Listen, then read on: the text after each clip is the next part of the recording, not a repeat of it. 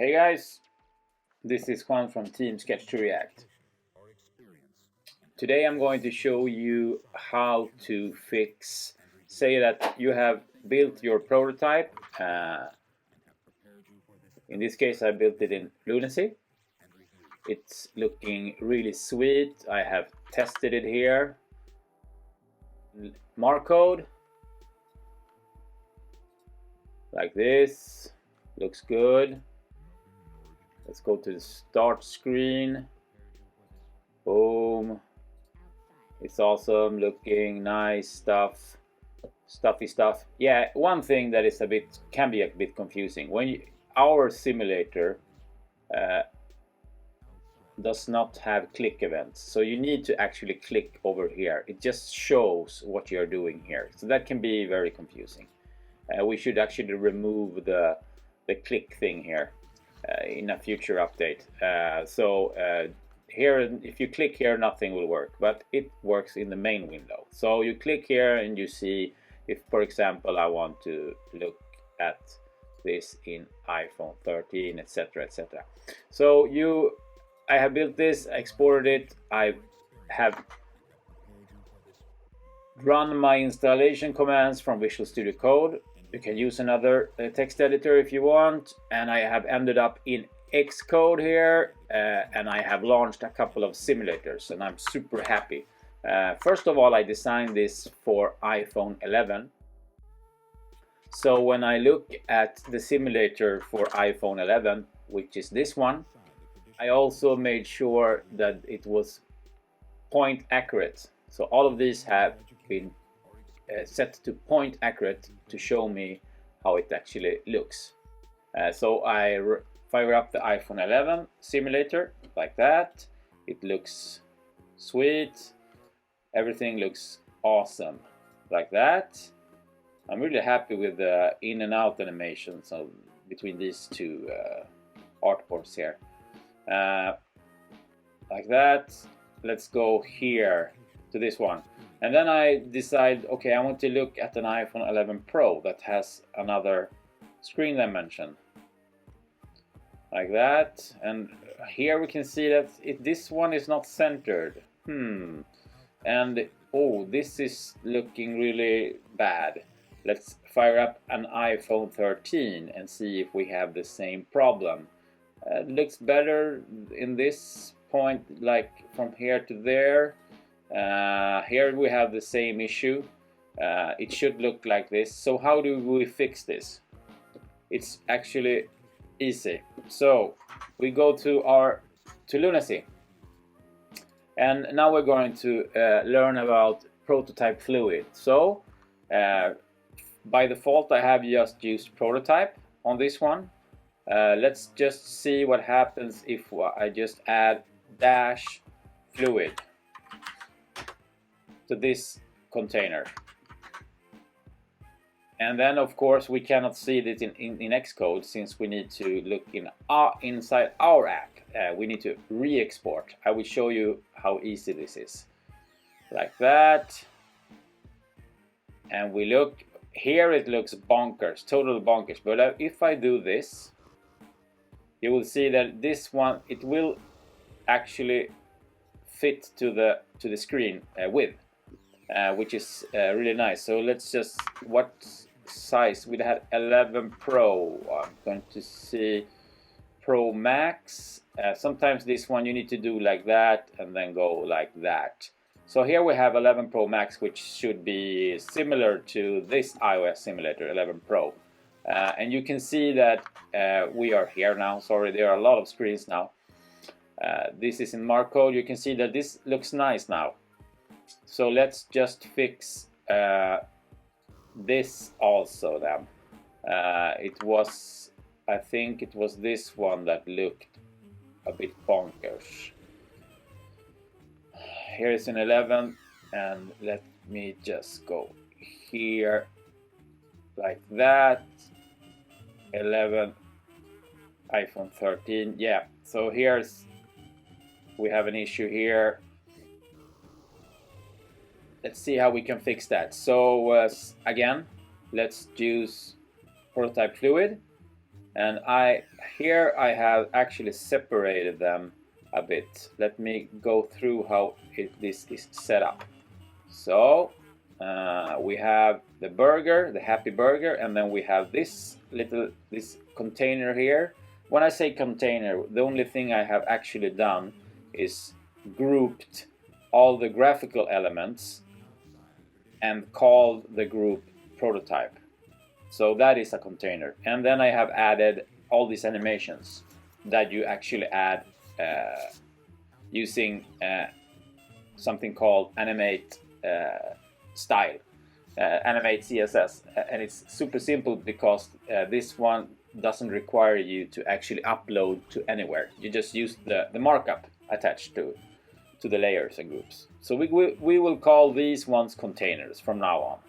So my prototype container here is separate from my burger container here. So let's just see what happens if I just add prototype dash fluid to that little burger dude, and then we have prototype dash fluid to that one. So, and we save, and the things I have put here before the actual component name is just to easier find in the structure, in the layer structure, what I have. So you don't need to actually put something before the prototype, the component name, but it's actually easier when I'm scanning the page for what I have done. So here, for example, the background, I put background like that.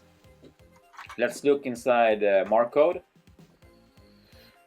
and let's just we can do this to reload. You can also Command S reloads the simulator over and over again. So it's looking, sometimes this one we need to do that. It's looking really nice. Let's do that. We like that, yes.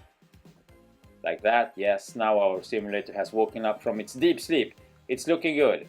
When I only had it for iPhone 11, using just prototype and not prototype fluid, this was more like aligned like it is in here. But we want to work smarter here. So I really want it to look really good in all of my simulators, at least my iPhone 11s up to 13. So I will forgive that it's not super aligned here, you know, it's all right, you know. So let's go to this other screen, and let me do this now because we have too much things going on here. Let's go to the other one, and then let's go to the next one. And here we have, if we look in our exported things here, we have another problem here that we need to fix. So we see that it looks great on iPhone 11, but on iPhone 11 Pro it's too tight there. It looks alright on iPhone 13. And one thing that I have done here is you can see that this tab bar thing here is actually stretching to fit all of these different widths, which I used, of course, two things. I used the prototype fluid again, and I used a Bootstrap CSS class named fixed bottom to actually make sure that it's always down there. If I do like this, you see it's sticking to the bottom of the screen, which is really good. That is what we want here. So that is an example of how powerful Marcode is. We have Bootstrap built in, so you can use a lot of awesomely cool layout Bootstrap classes and tricks and CSS tricks. So anyway, where were we? Yes, we were going to fix this issue here. Let me just go in here and look at that. Yeah, it's all right. Like that. Maybe I'm running a bit low on memory. Let me check this. It's all right. Okay, so we're going to fix the thing with the cards. So it's the same here. Let's just add prototype-fluid like that. And we have this one, prototype-fluid. And we're going to add this one, prototype-fluid like that. Let's save. And it will reload, and let's just use this one, and we see that, oh, this is nice. They are like sticking, and yes, it looks, we are not designing this for anything actually other than maybe iPhone 13, so this is going to look sweet. Again, this is something that we want to sacrifice for the case of our prototype looking sweet. We need to fix this one also. We can go to the simulator, and I will show you when we come to this page here. You see that it's clipping here, that is looking ugly. We don't want that. We want it to look like that. Again, let's use prototype fluid on this container. So it's this one, fluid, save, and let's check it out in Marcode. Where is Marcode? Marcode is here, like that. Let's see if it has reloaded. Yes, it has reloaded. We also have this gray thing here that we need to take care of, this overlay. Let me see where it is. It's there, I think. Is this one background stuff I put in? Yeah, it's the overlay. So let's do a fluid on that one and make sure it actually stretches with everything else that we have here. Like that. Looking good, looking nice. Awesome. Again, I always forget that you can't click in the simulator. Really confusing. We need to take that stuff away. Yes. Frederick, are you listening? Okay, so anyway, now that we are super happy, we need to re-export this. And since we already have set this up, we have the capacitor project running. We don't need to export this again as a capacitor. We also designed the icon. Happy Burger Man. Awesome. So let's just re-export this, but not as capacitor, but HTML. And I have a place here where I'm sending this. Let me just do this again. It's here, and here we have the capacitor project running, the one that actually is everything that you see here in Xcode and the simulator. That is the capacitor thing. Let's just use this root folder, Lunacy app export, like that, and it's done. And here we have all the new things. And now, important, I haven't changed any images, so I don't want to replace the images. I have actually compressed my image resources here that gets exported, because that is one thing that you need to do the first time. Make sure that you do that. I use tiny PNG, which is awesome. So we want to keep everything, since basically everything here is it's images. We want to keep them as low in megabytes as possible, or kilobytes. So what I need to do now is just replace all the HTML, CSS, and JavaScript files. We will skip the images. We take this one, and we copy to clipboard. We go to a capacitor. This is our build folder. Everything that you actually see inside Xcode is here. And we go to the www folder, which is what we actually see in Xcode. And here we are going to replace all these things. So copy from the clipboard memory. Let's replace everything that it finds, which should be everything, but not the images. I have compressed them here. They are looking nice and very small and stuff. So now, what now? Yeah, we need to actually update the Capacitor project, and that is super easy. So we go to Visual Studio Code, which I use all the time, and I love Visual Studio Code, and it remembers where I am. So we are at the right place here, and we type mpxcap sorry, sync, and it will sync-a-dink everything for us. It takes all of the files that you have replaced and replaces them, and in Xcode or Android Studio it will look sweet as a cucumber sandwich. Let's go to Xcode and see what happened here. So here we have a warning. It's actually just saying to you that you have changed something and we need to change in Xcode. So you just press here, and Xcode is so awesome that it performs these changes for us automatically. Super happy stuff. And then we need to reload the simulator. So let's go first with the sorry, the 11 iPhone 11. No, let's do that. Don't do that, because it looks good on the iPhone 11. You can actually close that one. Let's go for the 13, and look how it looks. Yeah, look how it looks. That was weird. 13 there. Okay, so let's press play, and it reveals everything again here.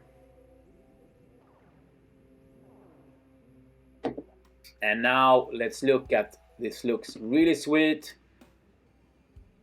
Look, it has been fixed. Looks really good, like that. Here also, sweet as a cucumber sandwich, like that. Awesome stuff. And one way of actually fixing this, you know that we have a lot of space between here in the iPhone 13. That would be to actually have these things together in one prototype container.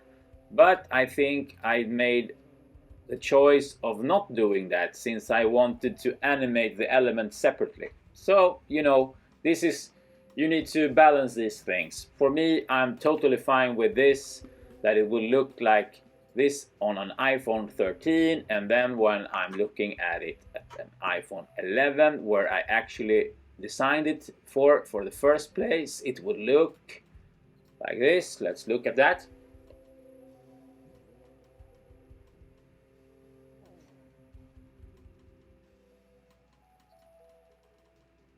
It takes a little while. Let's load. There are a lot of simulators running now at the same time here.